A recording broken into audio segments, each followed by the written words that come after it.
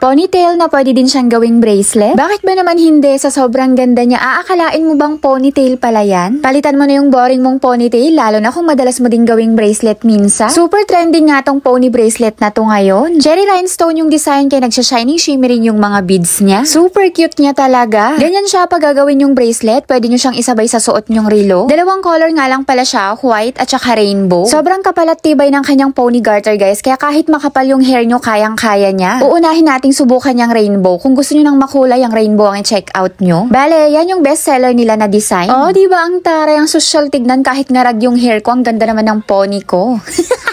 Kung ayaw nyo naman ng makulay, plain lang, itong color white yung i-check out nyo. Simple lang siya pero napaka-elegant kasi shining and shimmering din yung beads niya kahit color white lang siya. O diba, hindi na mapapansin yung ngarag kong hair. Pwede din to pang regalo mga mare, hindi kayo mapapahiya kasi sobrang ganda niya sa personal. Ilalagay ko yung link sa comment section or sa yellow basket.